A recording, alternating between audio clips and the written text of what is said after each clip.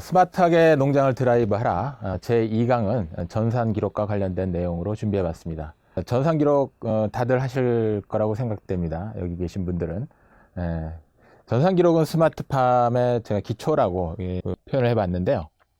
전산 기록이 안 되는 농장은 스마트팜에 대해서 생각한다고 하더라도 기초가 부실해서 결국은 분석이 안 그런 상황이 발생될 거라고 판단이 되고요. 자, 한돈 산업에서 이제 우리가 빅데이터 얘기를 많이 하는데, 우리가 이제 전산 기록 그것이 바로 이제 어떤 빅데이터의 기본적인 부분이라고 판단이 되고요. 그 다음에 디지털 사양 환경 정보 이런 부분들, 우리가 통합 플랫폼이라고 얘기를 하는데, 실제로 이런 것들이 아직은 우리가 양돈 쪽에서는 크게 활성화가 안 돼 있는 그런 상황입니다. 물론 뭐 일부 업체에서 통합 플랫폼을 구축을 하고 있습니다만은 아직까지는 많은 농가들이 이런 부분을 갖다가 쉽게 경험을 하지 못한 그런 상황이라고 봐지고요. 그 다음에 우리가 가축 분뇨에 대한 부분, 전자인계관리 시스템, 이 부분도 실질적으로 굉장히 큰 빅데이터죠. 농가들이 어떻게 분뇨를 처리를 하는지를 정부는 속속들이 모니터링하고 있고요. 또 ASF 때문에 이런 GPS로 통제하는 그런 시스템도 우리 농가들 또 축산 관계자들이 어떻게 움직이고 있는지를 한눈에 들여다볼 수 있는 그런 시스템이 되겠고요. 뭐 아직까지 그렇게 특별한 큰 성과를 보이고 있지는 않습니다만 PLS에 대한 지역 단위 청정화 사업 이런 부분도 빅데이터를 구축해 나가고 있는 그런 부분이 되겠습니다. 이번에는 그래서 메뉴에 있는 한돈팜스나 스마트돈컴, 피그플랜 등과 같은 전산관리 프로그램에 대한 내용을 갖고 얘기해 보도록 하겠습니다. 자, 덴마크 여러분들 잘 아실 텐데 곧 또 덴마크 방문 계획도 갖고 계신 걸로 제가 알고 있는데요. 전산관리 농장을 덴마크는 비율이 어느 정도 될까요? 상상하지 못하셨을 거라고 생각이 되는데 99.5%에 해당되는 거의 모든 농가들이 전산 기록을 하고 있습니다. 그렇다면 우리나라 농가는 어떨까요? 우리나라 같은 경우는 피그 플랜을 가장 많이 쓰고 있는데 피그 플랜의 사용자가 대략 한 600농가 정도 되는 걸로 알고 있습니다. 물론 등록되어 있는 농가 수는 그보다 많지만 실제로 운영하고 있는 그런 농가들은 한 600농가 정도 이렇게 예상이 되고 있고요. 그 다음에 한돈팜스의 전문가 사용자용이 대략 한 300여 농가 정도 됩니다. 그리고 돈컴은 실제로 한돈팜스의 플랫폼을 이용하기 때문에 포함이 된다고 보시면 되겠는데 대략 뭐 한 150농가 남짓 이렇게 보시면 되겠고, 기타 등등 해서 전체 다 합치면 대략 한 1000여 농가 정도가 전산 기록을 하고 있다 이렇게 봐지고요. 우리나라 전체 농가 4천여 농가로 봤을 때 실질적으로 20%에서 25%밖에 되지 않는다라고 말씀드리겠습니다. 그래서 유럽과 비교해서는 우리나라 전산 농가들의 비율이 굉장히 많이 떨어지는 그런 상황이라고 봐지고요.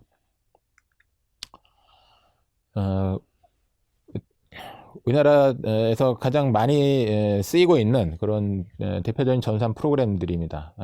한돈팜스 여러분 잘 아시는 내용일 거고요. 카길의 스마트돈컴이 있고, 그 다음에 가장 많은 입력자를 보유하고 있는 피그플랜, 그 다음에 뭐 피그 매니저 등과 같은 프로그램들이 여러분들이 알고 계신 내용들일 겁니다.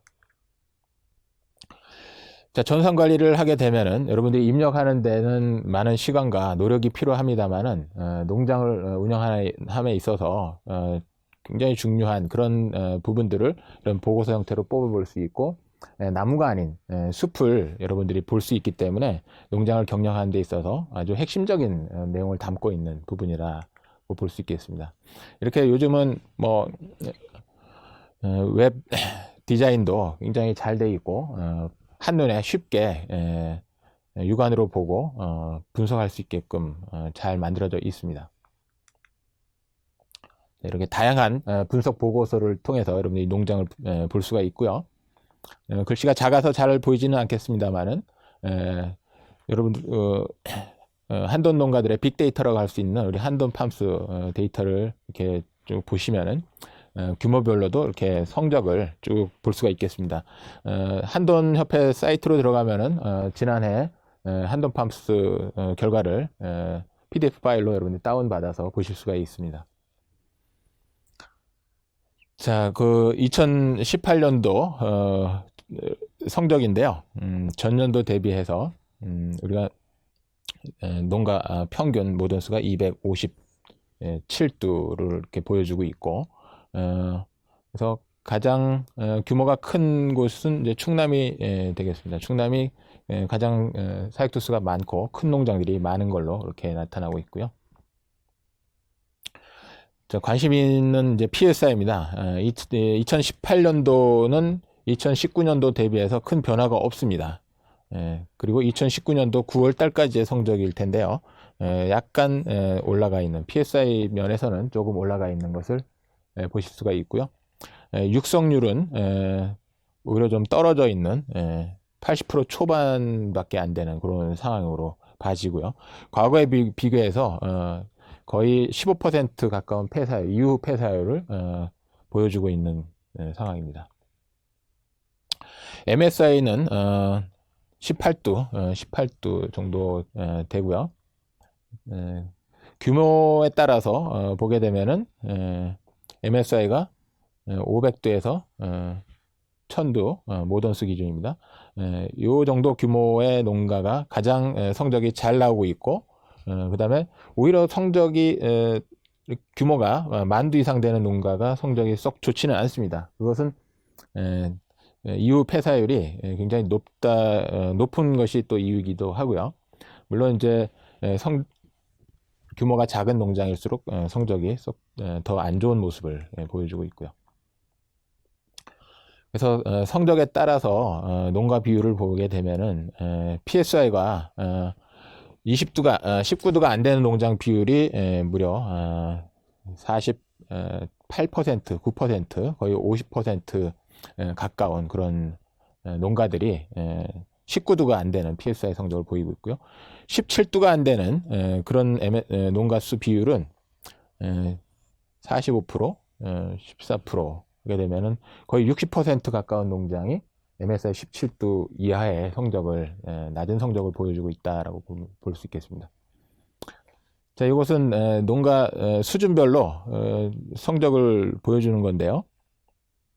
PSI 기준으로 상위 1%가 거의 29두 정도 나오네요. 그리고 하위권으로 갈수록 모던수가 적은 농장일수록 PSI도 낮아지는 것을 볼 수가 있습니다. 규모가 큰 농장들이 성적을 잘 내고 있다라는 것을 알 수 있겠고요. 뭐 세계 각 나라별로 또 성적을 보여주는 건데요. 덴마크가 PSI 쪽에 MSI 면에서 31두를 하고 있네요. PSI는 33.3두 정도 되는 걸로 알고 있고요. 그리고 대부분의 나라들이 25두 전후에 좋은 성적들을 보여주고 있습니다. 그러나 대한민국은 18두가 안 되는 그런 저조한 성적을 보여주고 있고요. 자, 그래서 이런 안 좋은 성적을 우리가 개선을 하루빨리 해야 될 텐데요. 자, 우리가 어떤 PSI를 계산을 하거나 그 다음에 어떤 이유두수 이런 부분 기록하는 부분에 있어서 계산 실수를 일으키는 부분들이 좀 있어서 한번 짚고 넘어가도록 하겠습니다.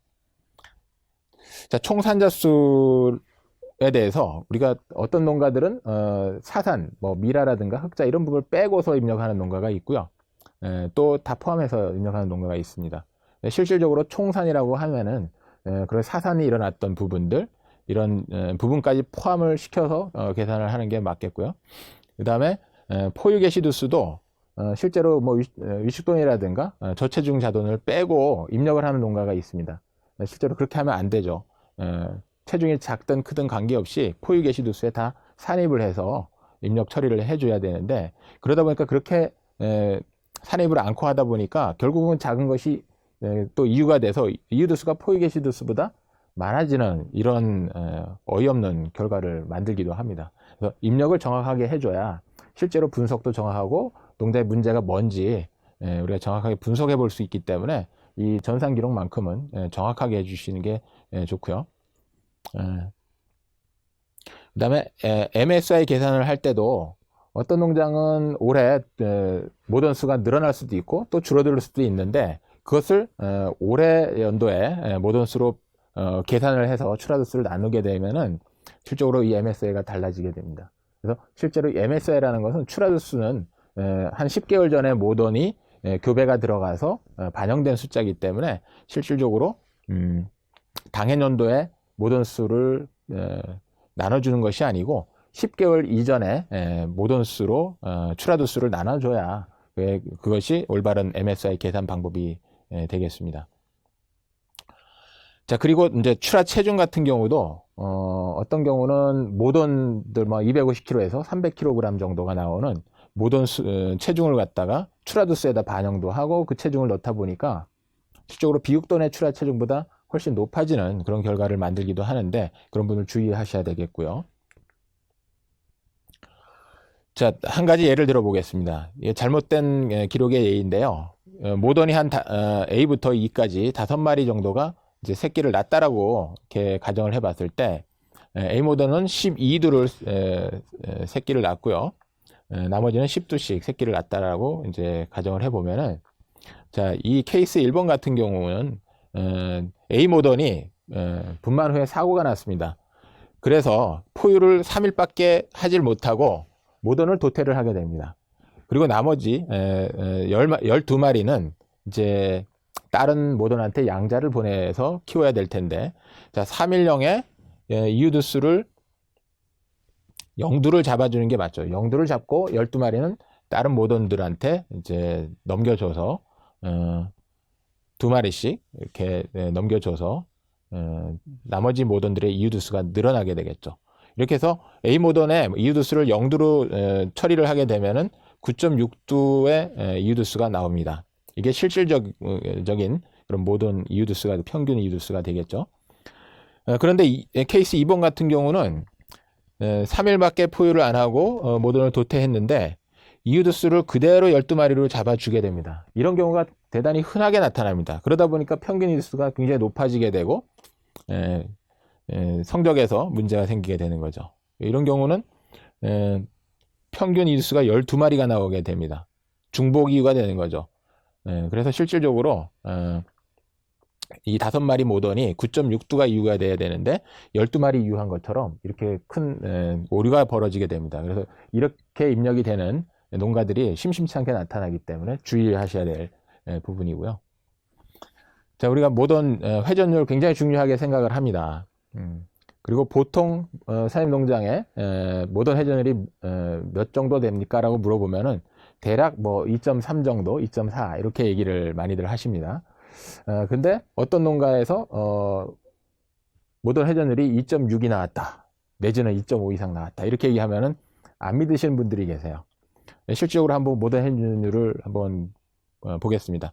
우리가 초산돈이 아예 없고 경산돈만 있는 경우에 모던이 한 사이클, 종부부터 분만까지 한 사이클을 보게 되면은 141일 정도가 나옵니다. 이유일령을 뭐 한 23일령 정도로 잡았을 때 141령 남짓 이렇게 한 사이클이 됩니다.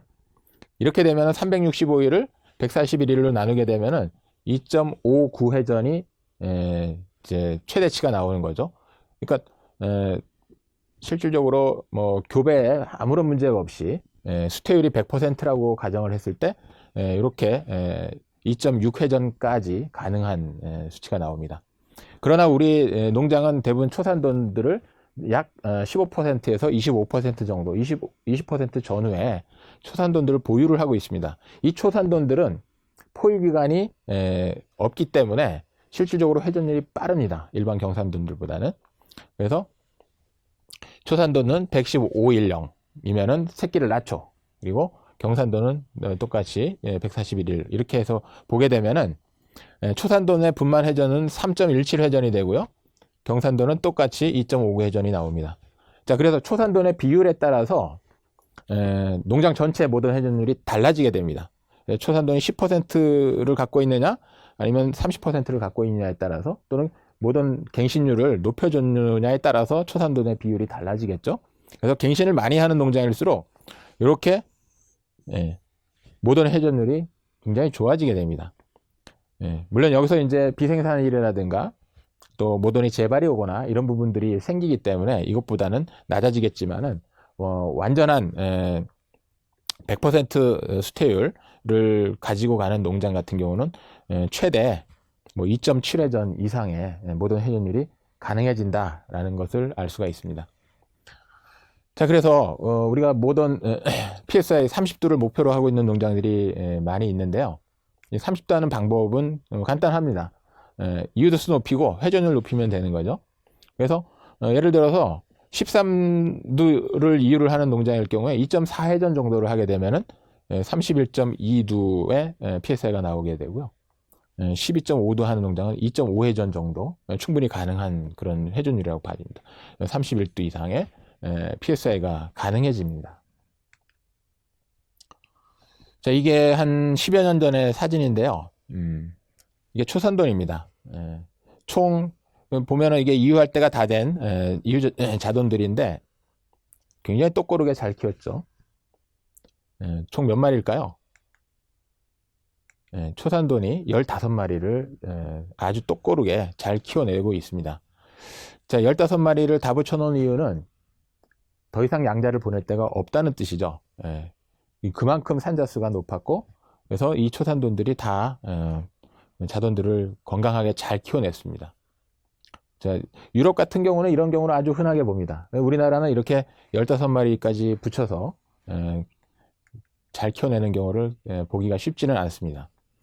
자, 이거는 2018년도 유럽의 통계를 관리하는 아그로소프트라는 데서 나온 자료입니다. 자, 유럽 농가들의 갱신율, 아까 보셨지만은 상위권에 속하는 농가들은 60%를 상회하는 그런 갱신율을 보이고 있고요. 평균이 56%. 우리나라 농가들은 아마 이 숫자를 갖다가 상상하기가 좀 어려우실 거예요. 평균이 우리나라는 35% 정도에 불과하기 때문에 그렇습니다. 자, 여기서도 우리가 모던을 얼마나 갱신을 잘하고 건강한 산차를 유지를 하느냐가 굉장히 성적에 지대한 영향을 미치고 있다는 걸 우리가 짐작해 볼 수가 있겠고요. 자, 이것은 카길의 스마트 돈컴을 한 1년 정도 분석한 거고, 총 13만 6천 복의 분만 모던의 이제 성적을 가지고서 산차별로 좀 구분을 해본 겁니다. 평균 PSI가 25.6도가 나왔고요. 여기서 주목할 점들은 초산이 27도 이상의 PSI를 기록했다는 사실입니다. 그리고 20산 넘게 이렇게 사육하시는 농가들도 꽤 많이 있고요. 그래서 이거는 초산돈의 PSI가 27도 이상이 나왔다는 것은 아까 말씀드렸듯이 초산돈의 회전율이 좋기 때문에 이런 결과가 나오는 겁니다. 그래서 산차별로 농가의 어떤 성적 순위에 따라서 평균 산차를 보게 되면은 상위권 성적을 내고 있는 농장의 산차가 평균 산차가 낮다는 것을 볼 수가 있습니다. 그리고 전체 농가의 평균 산차는 3.83 정도가 나오네요. 그래서 이렇게 건강한 산차를 유지하는 것이 굉장히 중요하다.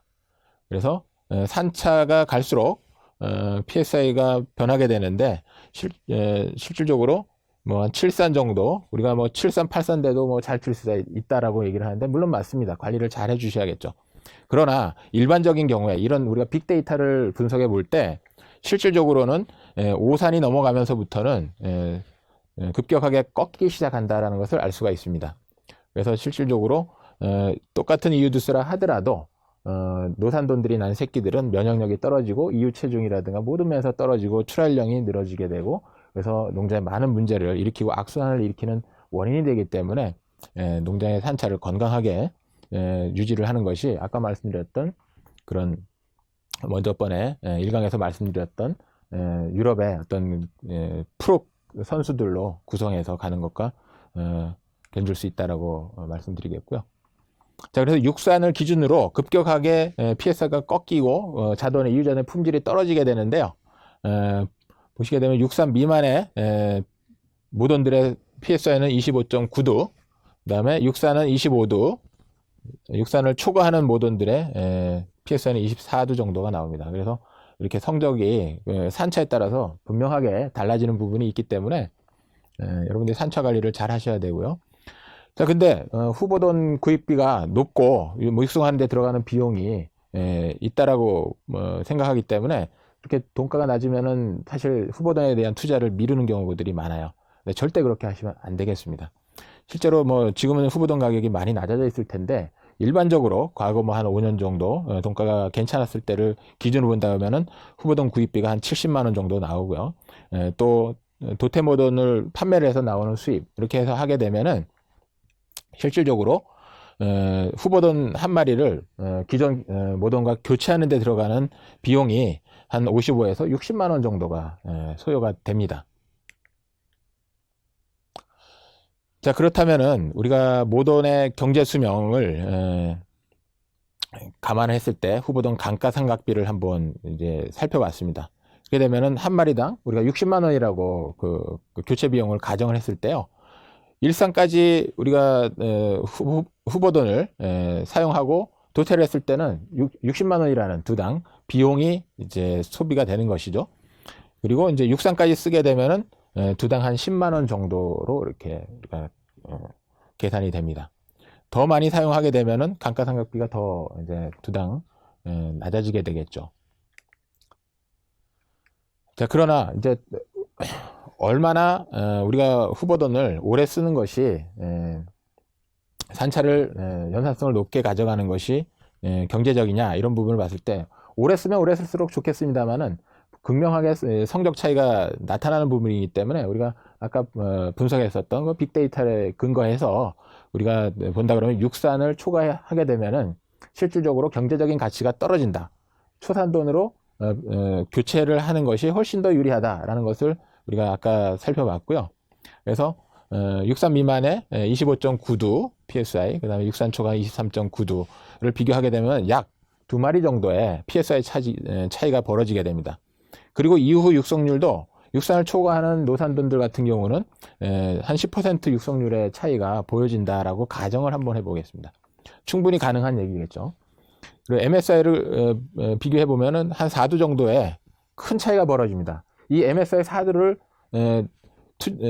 후보돈을 투자함으로써 더 증가시킬 수 있는 가능성이 있다는 것이죠. 그래서 매출액이 나오겠고요. 여기에 이제 사료비가 또 들어갈 것이고 사료비 공제 수익이 나올 것이고요. 그래서 결론적으로 말씀드리면은 후보돈을 육산 이상의 모돈과 교체를 해서 나타나는 드러나는 어떤 비용하고 또 생산성을 높임으로써 만들어지는 그런 매출액 이것을 감안했을 때 실질적으로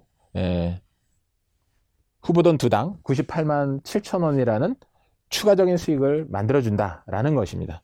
그래서 실적으로 후보돈 한 마리 교체했을 때 나오는 수익이 거의 100만 원 가까이 된다는 것은 상당히 큰 수익이다라고 말씀드릴 수 있겠고요. 그래서 적극적으로 우리가 후보돈을 교체를 하시는 것이 맞다라고 말씀드리겠습니다. 돈가 후보돈의 관계는 어떤 관계에 있을까요? 돈가와 후보돈은 아무런 관계가 없습니다. 자, 최근 들어서 돈가가 떨어지다 보니까 후보돈 도입을 하지 않는 그런 농가들이 많이 나타나고 있습니다.